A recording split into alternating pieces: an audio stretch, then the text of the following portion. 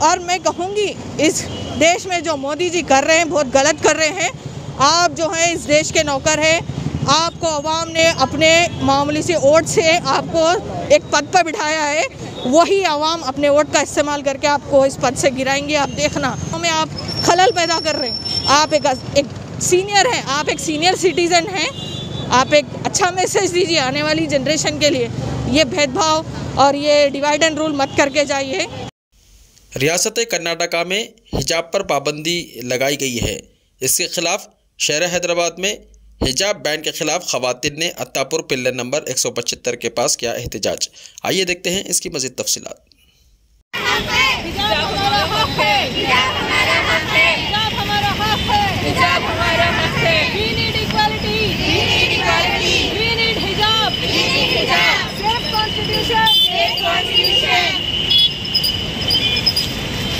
हम खुद को औरों के हिसाब से नहीं बदल सकते। हम खुद को औरों के हिसाब से, खुदा ने हमको दिया है ये लिबास अपने हिसाब से। ये हमारा कॉन्स्टिट्यूशनल हक तो है, लेकिन एज ए मुस्लिम ये हमारा हक है कि हम हिजाब करें। अल्लाह ताला ने कुरान में हमें पर्दे का हुक्म दिया है, तो हम इसकी पाबंदी ज़रूर ज़रूर करेंगे, क्योंकि पर्दा आज से शुरू नहीं हुआ। 1400 साल से जो है मुस्लिम ख़वातीन पर्दा कर रही हैं। मैं तो कहूँगी ना कि सिर्फ मुस्लिम ख़वातीन पर्दा करती हैं, बल्कि दूसरी जाति धर्म के भी तमाम ख़वातीन जो हैं अपने अपने हिसाब से पर्दा करते हैं। हमारे दुपट्टे को हिजाब का नाम दिया गया है, किसी के दुपट्टे को जो है घूंघट का नाम दिया गया है, किसी को खाली दुपट्टा बोला गया है। अगर आप जाके देखेंगे चर्च में नन बिल्कुल वो हमारी तरह बुर्खा पहन के रहती है, वो भी एक पर्दा है। अगर आप जाके देखेंगे राजस्थान में इतना लंबा लंबा घूंघट पहनते लेडीज़, वो उनका पर्दा है। अगर आप बुद्धिस्ट और दूसरे जाति धर्म के लोगों को देखेंगे, हर कोई सर पे दुपट्टा करता। सिख लेडीज़ को अगर आप देखेंगे वो भी सर पे दुपट्टा करते। तो हर जात धर्म में औरत को एक अलग मर्तबा दिया गया है, ऊंचा मुकाम औरत को दिया गया है। तो हर कोई अपने अपने हिसाब से पर्दा करता है। तो इसमें किसी पार्टी वाले को कोई हक नहीं है कि ये बोले कि आप दुपट्टा मत पहनो। और हम अपना हक है ये, हम क्या पहनेंगे, क्या खाएंगे, कैसे रहेंगे, किस उम्र में शादी करेंगे, किस उम्र में डिवोर्स करेंगे, ये पूरा अगर बीजेपी हुकूमत बोलेंगी तो ये फिर तेलंगाना, ये फिर हिंदुस्तान नहीं है, फिर बीजेपी का मुल्क हो गया, अमृतसर का हो गया। हिंदुस्तान जो है एक ऐसा गुलशन है जिसमें रंग बिरंगे फूल हैं। इन फूलों का नाम हिंदू, मुस्लिम, सिख, ईसाई, बुद्धिस्ट, जैन ये है। इनका मतलब हिंदू नहीं है। एक्चुअली मैं तो बोलती हूँ जो ये लोग जो है जो श्री राम का नाम लेके नारा लगा रहे हैं, ये लोग नारे को श्री राम को बदनाम कर रहे हैं। ये लोग हिंदू धर्म को बदनाम कर रहे हैं, क्योंकि हिंदू धर्म कभी किसी पे जुल्म नहीं करा। जो श्री राम थे, आप और हम देखते हैं कि 14 साल के वनवास को चले गए, उन्होंने कोई झगड़ा नहीं होना, बल्कि पूरा राजपाट छोड़ के चले गए थे, वो भी 14 साल का वनवास राजपाट छोड़ के। वैसे आदमी का नाम लेके आप जो है आतंक मचा रहे हैं, आतंकवादी आप जो नारा लगा के फिर रहे हैं, नारे को बदनाम कर रहे हैं, आप हिंदुज़म को बदनाम कर रहे हैं। क्योंकि हिंदुज़म ऐसी नहीं है। हिंदुज़म तो एक ऐसा कल्चर है जो सबको साथ में लेके चलता है। अब हमारे कितने बहन भाई हमारे साथ में जुड़े हुए हैं, ये सब मेरे तो कितने सारे फ्रेंड्स हिंदू हैं, कभी किसी को आपत्ति नहीं हुई। तो आपको क्यों ऑब्जेक्शन है? आप जो हैं इस हिंदुस्तान को एक गुलशन, आपको माली हैं, आप माली गुलशन रहता ना, हिंदुस्तान एक गुलशन है, इसमें रंग बिरंगे फूल हैं और आप इसके माली हैं। आपको सिर्फ 5 साल की रखवाली के लिए ये गुलशन दिया गया है। तो आप प्यारे भाई, मेरे माँ बाप और सबके लिए अस्सलाम वालेकुम। देखिए भाई, मैं हिजाब के लिए बात बताना चाह रही हूँ। हिजाब हमारा मुसलमानों का हक है। हम हिजाब इसलिए पहनते कि गैर मर्द हमको नहीं देखना। मुसलमान का हमारा इस्लामी तरीका है, हमारा चेहरा कोई नहीं देखना, हमारा जिस्म किसी को नजर नहीं आना, इसलिए हम पहनना चाह रहे। भाई आपकी मर्जी, आप भी चाहे तो आप भी पहन लो। आजकल हमारा ड्रेस आप लोग पहन ले रहे। शर्ट शलवार कोई हिंदू पहनता था पहले, कोई मुँह का कपड़ा बनता था, क्यों बन रहे? फिर ये मुसलमान का चिमनू था, क्यों बन रहे आप लोग? ये कोई नहीं बता रहा। मुसलमान बोल के हटे, मुसलमान पे पीछे पड़े हुए है बीजेपी वो लोग। क्या भाई आपके पास हम लोग बोलते हैं छोटे छोटे मिड्डी डाल लो, जीन्स पैंट पहन लो। हम कभी एतराज़ किए आप लोग को? आप क्यों चल रहे ऐसा बोल के हम कभी बोले? हमको क्यों करे भाई? हम हमारा भी ये हिंदुस्तान में हम सब बराबर है भाई, हिंदू मुस्लिम भाई हर सब मिल के रहना चाहिए। से क्या फर्क पड़ता है? और हिजाब पहनने से फर्क क्या है? हिजाब एक बच्ची पहन के स्कूल को जा रही थी, पढ़ने के लिए जा रही थी। आप 30, 35, 40 आदमी मिलकर वो बच्ची के पीछा करे तो बच्ची डर के क्या हो जा रही थी। बच्ची हिम्मत करके अल्लाह अकबर बोलकर आगे बढ़ी तो अल्लाह साथ दिया, अल्लाह साथ दिया। नहीं तो बच्ची की जिंदगी क्या होती थी। ऐसे लोगों के, ऐसे मुसलमानों के पीछे क्यों पड़े हुए हैं भाई आप लोग। क्या हमारा हैदराबाद हिंदुस्तान में हमारा वतन नहीं है क्या हम लोग का। क्यों हमारे पीछे पड़ने लगे, कहीं जाने नहीं देते। कोई मुसलमान को हिंदू गलत करे तो मुसलमान बच्चे के लिए आके जेलों में डालते। किसी को कोई गोश्त खा रहा तो मुसलमान करे, किसी को मारा तो मुसलमान करे। क्या भाई हम क्या गलती करे भाई। क्या इस्लाम हमारा इतना नहीं सिखाया कि हम लोग का अच्छा बुरा मालूम होने के लिए क्यों हमारे पीछे पड़ी हुई है। इसलिए हम लोग भी हमारे हिंदुस्तान के लिए हम भी आगे बढ़ेंगे। आप लोग की जितनी अथॉरिटी है उतनी हमारी भी है। हमारे बड़े बड़े लोग हिंदुस्तान के लिए लड़े झगड़े आगे बढ़े। आपको हिंदुस्तान चुप नहीं मिला है। हमारे लिए हमारा पूरा हक है भाई। तुम दूसरे देशों को मत मिलाए। हमारा हिंदुस्तान रहेगा, हम हिंदुस्तान में पैदा हुए, हिंदुस्तान में मरेंगे। हमारा हिंदुस्तान है, जय हिंदुस्तान। अब हम किसी को नहीं देंगे। सुने, हम हिंदुस्तान में मिलके रहेंगे। हमारा पूरा ख्याल करना, हिंदू मुस्लिम कभी नहीं बोलना चाहिए। हर एक से हमको भाई हिजाब भाई नहीं हिजाब नहीं डालेंगे भाई, नहीं डालेंगे। मार हिजाब क्या है। हम गैर मर्द के देखना, गैर मर्द के किसका निगाह कैसी रहती है हमको नहीं मालूम। हमारे इस्लाम में ये है कि हमको कोई गैर आदमी नहीं देखना चाहिए। इसलिए हम लोग मुंह बंद करते, जिस्म से ही कपड़े पहनते हम। नहीं हिजाब नहीं डालेंगे भाई, नहीं डालेंगे। मार हिजाब क्या है। हम गैर मर्द के देखना, गैर मर्द के किसका निगाह कैसी रहती है हमको नहीं मालूम। हमारे इस्लाम में ये है कि हमको कोई गैर आदमी नहीं देखना चाहिए। इसलिए हम लोग मुंह बंद करते, जिस्म से ही कपड़े पहनते हम। नहीं तो हम खुले फिरते थे भाई। नहीं, हमारे इस्लाम में नहीं है तरीका। इसलिए हम लोग ऐसा जाना चाह रहे। आपको समझ में आया तो आप लोग वो क्या करो, या तो आपके जगह आप पहन लिए, हमारी जगह हम पहन लिए। हमारे ड्रेसों को हमारे को कभी एतराज़ नहीं करना। आपको हम कभी एतराज़ करें, आप क्यों ऐसा पहनते बोले।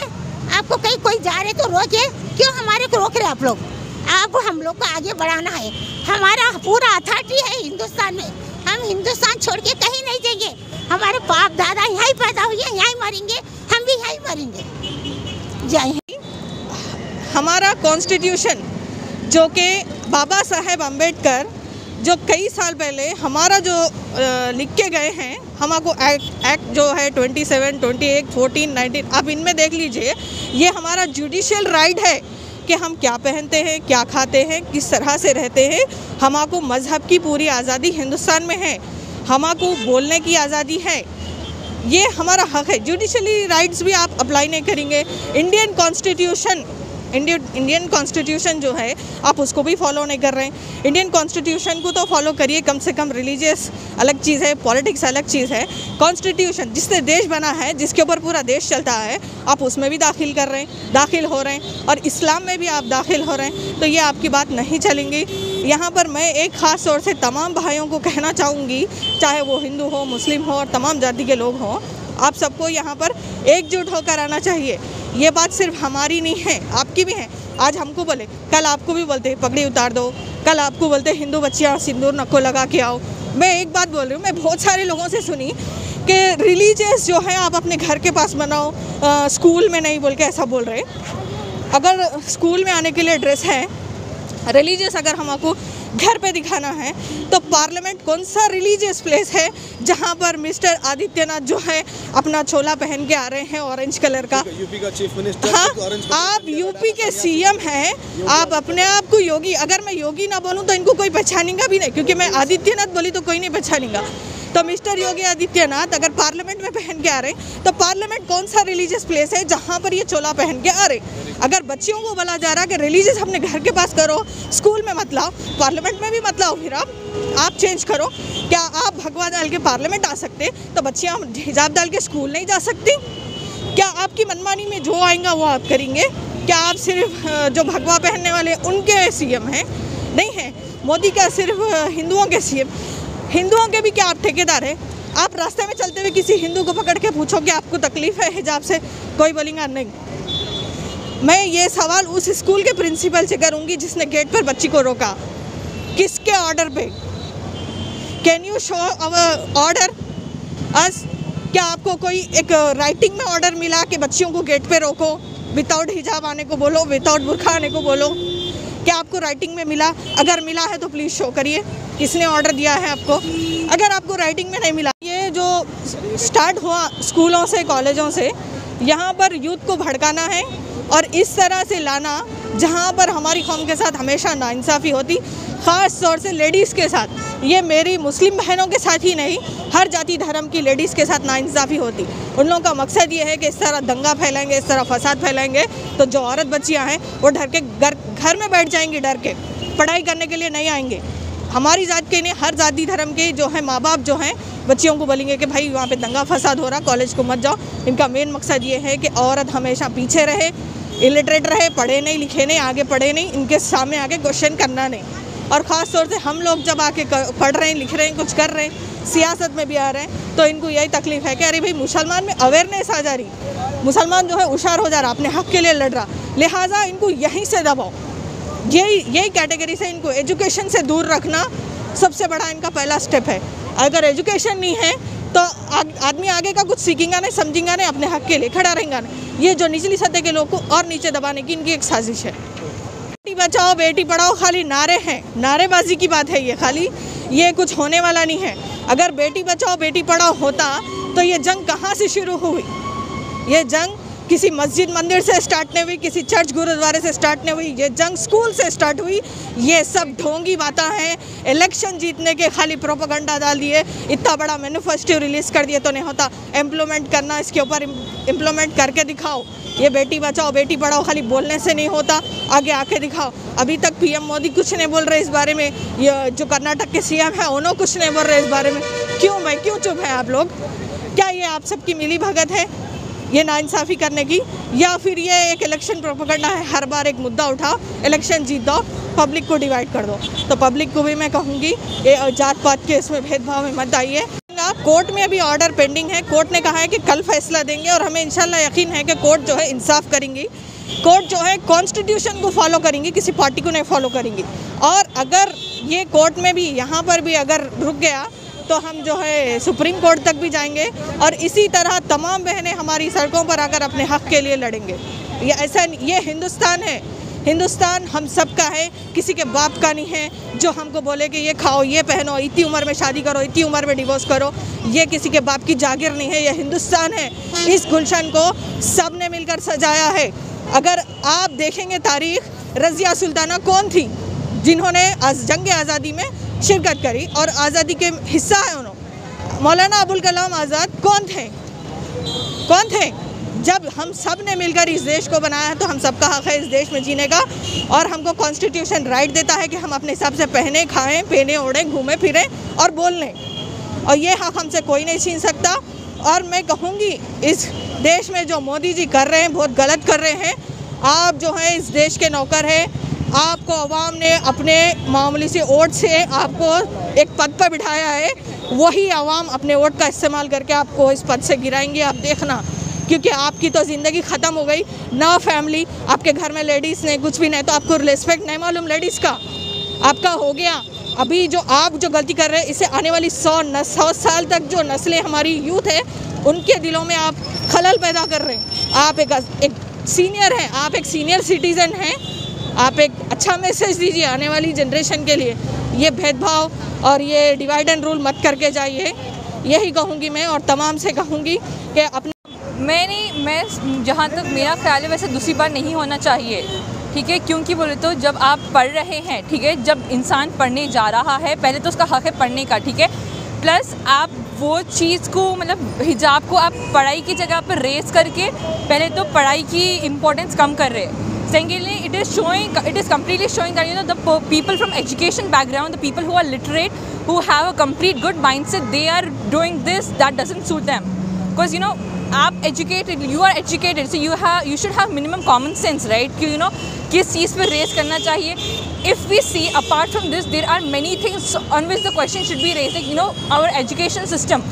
What is the education system? Like, you know, from past so many years, the entire syllabus is being repeated. उसके ऊपर करना चाहिए. They should work on that rather than on this, on, you know, something which should be ignored. It is negligible. Like, there is nothing to be, you know, point out. So what I feel is it shouldn't happen again. Like, you know, इतना सब होने के बाद I don't think, you know, it should happen again. People should be given equal priority and equal, everybody should be given a equal chance of, you know, doing whatever they like to.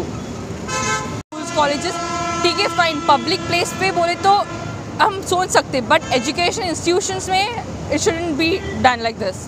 Because आप ऐसा हम like, you know, हिजाबी इसके ऊपर ये point नहीं हो रहा, ठीक है. It is, you know, on the people who are, you know, the education system, उसके ऊपर पॉइंट आउट हो रहा है. Like it is showing how is the mindset of those people. हम हिजाब पहने, ठीक है fine, that is other thing, but उन लोगों के ऊपर क्वेश्चन उठा सकते हैं, ठीक है fine. Being educated, what are you doing, what sort of message you are passing.